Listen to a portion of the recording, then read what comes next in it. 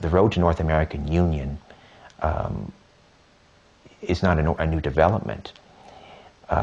Probably it kicked into high gear in about 1965 with the creation of the Council on the Americas, and David Rockefeller was the founder of that. And there was a meeting down in Central America between, it would have been then Prime Minister Lester B. Pearson and Lyndon Johnson, and they discussed all of these things that we're seeing now.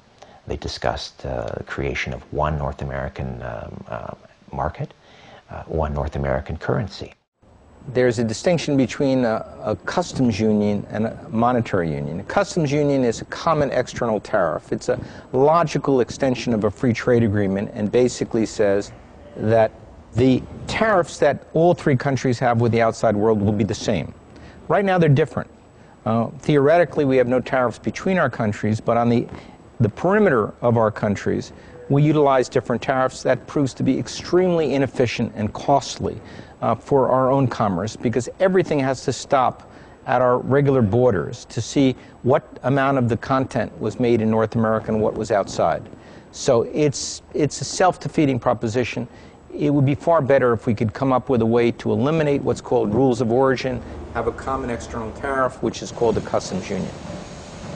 Completely different from that is a monetary union with a single currency.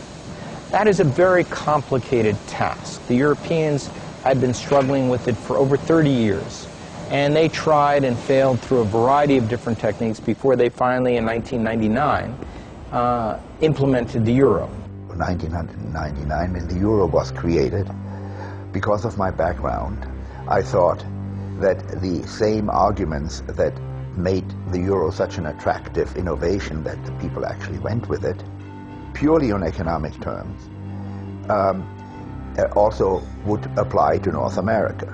And I had this idea of writing a paper in which I outlined what would be the benefits to Mexico, Canada, and the United States for creating the equivalent of the euro. And I had the idea, the inspiration to call it the Amero. I think one thing people who are dollar-based need to focus on is the Amero. That's the one thing that nobody's talking about that I think is going to have a big impact on everybody's life in Canada, the U.S., and Mexico. If you Google it, you'll find out all about it. Well, you could tell us a little bit more right now. You always hear it on CNBC, don't you? The Amero is the proposed new currency for the North American community, which is being developed right now between Canada, the U.S., and Mexico to make a borderless community, much like the EU, and the dollar, Canadian dollar, U.S. dollar, and the Mexican peso replaced by the Amero. You really think that will get any leeway? You may want to visit a couple of websites and see how far along it is. The Canadians are pretty upset about it, whereas the Americans, apart from the Texans, are the only people who know anything about it. The rest of the public's really sort of with their head in the sand on this one. There is a group of people out there who believe that there exists a conspiracy to deprive the United States and Mexico, and that's where the center of these conspiracy theorists is. They are worried that there was a conspiracy to rob the two countries of their national sovereignty and through the back door bring in socialism and various other kinds of things. This is, of course, nonsense. It's a little bit like the story about Kennedy's assassination. People still don't believe that Oswald did it. There's a whole industry out there. There's a quarter of all Americans or something like this still think that Elvis Presley lives. I would put the stories that these guys are manufacturing essentially into that category. I cannot deal with it. I am not following it. I hear about it because, as far as I'm concerned, it is just a conspiracy theory. The idea that I am associated with and that I'd like to push is that there are clear economic benefits from having a common currency.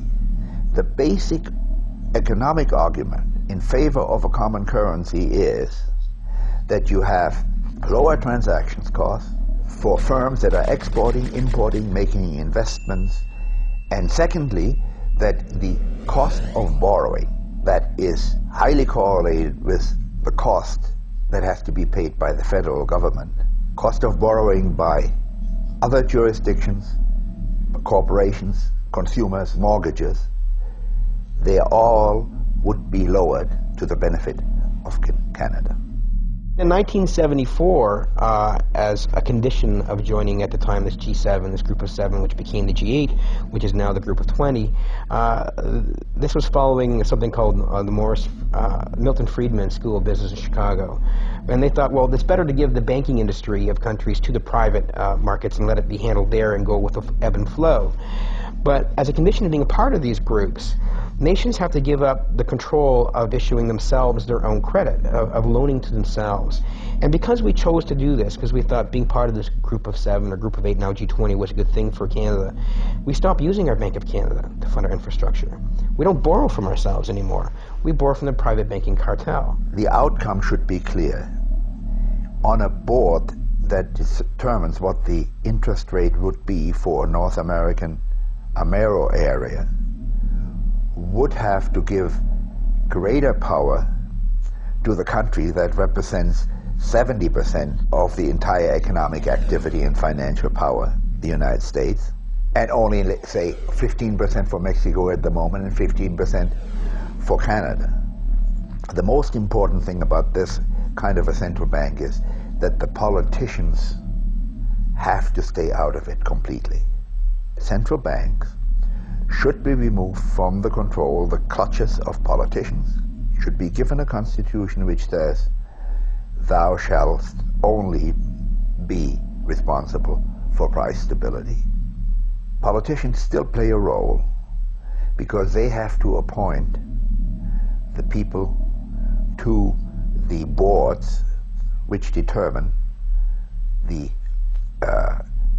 day-to-day policies which in the end are supposed to have the outcome of price stability.